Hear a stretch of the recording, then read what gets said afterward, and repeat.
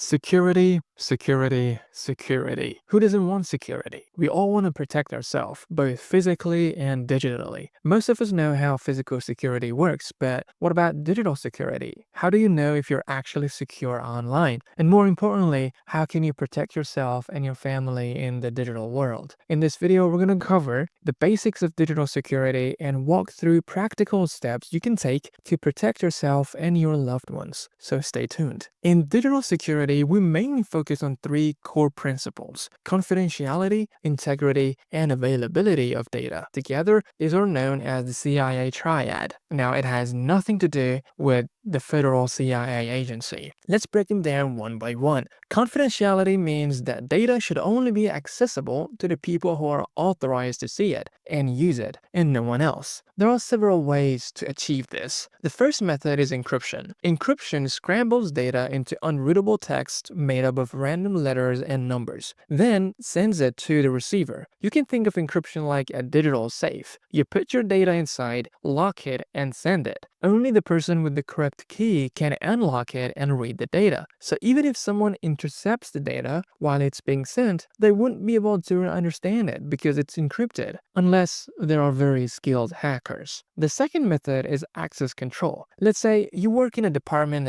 that handles payroll. You can log in and see who gets paid, when, and how much. But if you try to access the marketing or shipping department, you won't be able to, because you don't need access to their information. Your access is limited to what's relevant to you and your position. In other words, mind your own business. The third method is multi-factor authentication. This ensures that the person logging in really is who they claim to be. For example, after entering your username and password, the system might say, "Welcome. Let me re-verify you again to make sure it's really you." Then it sends a code to your phone or email, or it asks for a code from your authenticator app. Without that code, access will be denied. Multi-factor authentication can come in many forms: a key fob, an authentication app, a smart card, or a fingerprint, which is a biometric. Together, these methods can help ensure confidentiality by giving access only to the right person. The next is integrity. Integrity answers an important question: is the data you receive the exact same data the sender sent? You might ask, wait, if data is encrypted, how can it be altered? Good question. If an attacker somehow decrypts the data or tampers with stored data, we verify that it hasn't been changed. Yes, integrity also applies to stored data to make sure it's still the same data we originally saved. Let's look at how that works. The first method is hashing. Hashing is similar to encryption, but with one big difference: it's not reversible. Once data is hashed, you cannot recreate the original data from the hash, while in encryption you can, if you have the proper key. Hashing generates a unique strings of letters and numbers for data. Even the smallest change completely alters the hash. For example, the word apple might produce one hash. If you change it to apples, the hash becomes entirely different. So here's how hashing is used. The sender sends the data plus its hash. The receiver hashes the received data. If both hashes match, the data hasn't been altered, because as I said, even a single dot would change the hash completely. The second method is a digital signature. A digital signature encrypts the hash using asymmetric encryption, meaning a private key and a public key. You might ask, why encrypt the hash? Well, it's an extra layer of security, because a digital signature proves who sent the data. Think of it like a handwritten signature. My private key signs the data, and it goes with the data to the receiver. When the receiver gets it, they use my public key, which is available online, to verify it. If the keys match, they can use that data, but if the keys do not match, the data is either altered or spoofed. Another way to verify integrity is through certificates. In many organizations, each device has a certificate assigned to it. Certificates work alongside digital signatures and add another extra layer of trust and verification. It shows us which device did the data come from.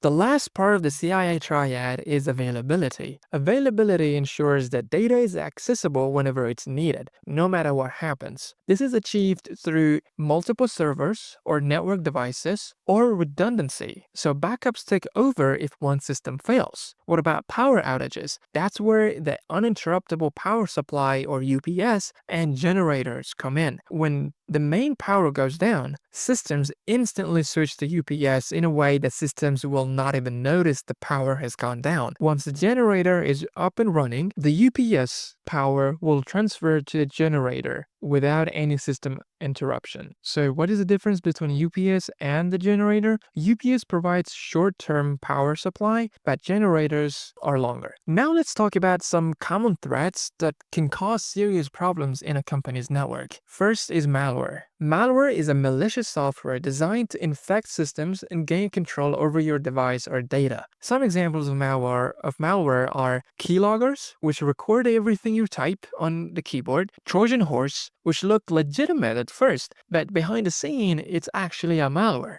or ransomware, which locks your system and demands for money. Even after paying the ransom, there is no guarantee your system will be unlocked, because they might become greedy and ask for more. The next threat is phishing. Phishing attempts to trick you into giving up sensitive information. Examples of phishing include emails saying, "You won $1,000.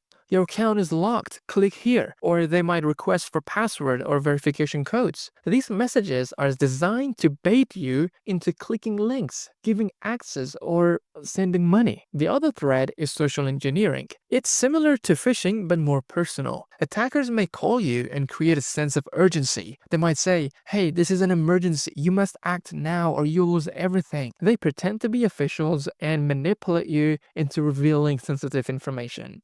So, how to protect yourself? Here, how you can stay safe. So, against malware, keep your system and apps up to date always. So, use strong passwords and change them regularly. Download softwares only from trusted sources and do not click random links. Against phishing, if it sounds too good to be true, it probably is. Check the sender's email carefully, because the email they use is not the email they pretend to be. So if they pretend to be from Google, check their email to see if it's really from Google, because most of the times they use their personal email.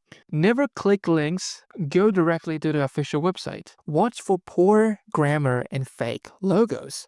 Against social engineering, if someone pressures you or creates an urgency, hang up. Call back using a trusted number, meaning call the trusted number from the official website. Use multi-factor authentication. Even if someone gets your password, MFA can stop them. If you ever receive an MFA code you didn't request, change your password immediately. Apps like Microsoft Authenticator or Google Authenticator can help. Another important way to protect our data is physical security. Now, you might be thinking, wait, do we need to hire a bodyguard? No, not that kind of physical security. We're talking about protecting the actual devices that store or access data, such as servers and portable devices. To protect servers, they should be placed in a dedicated, restricted area, not somewhere people can casually walk in and see or touch them. Servers must be isolated from public access. In many organizations, this includes a secured entry room, sometimes called a man trap, with a strong authentication, an ID badge verification at the entrance, and also a security personnel monitoring access. The idea is simple. If someone can physically reach a server, they can potentially control it. So preventing physical access is one of the strongest layers of security.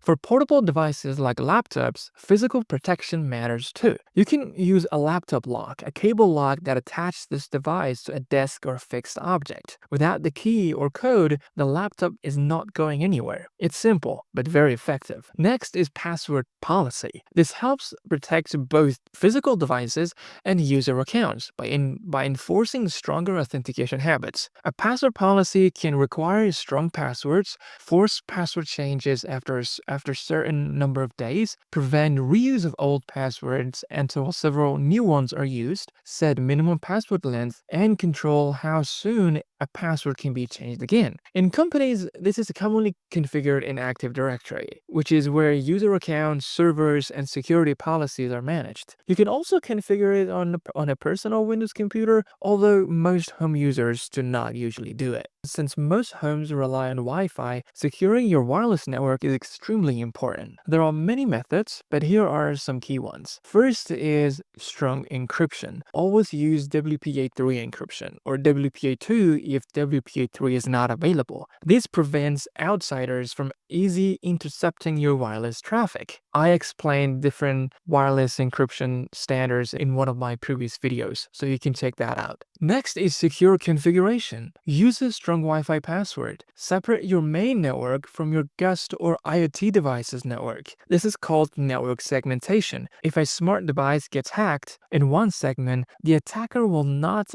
automatically gain access to your main computers or personal files because they're on different segments.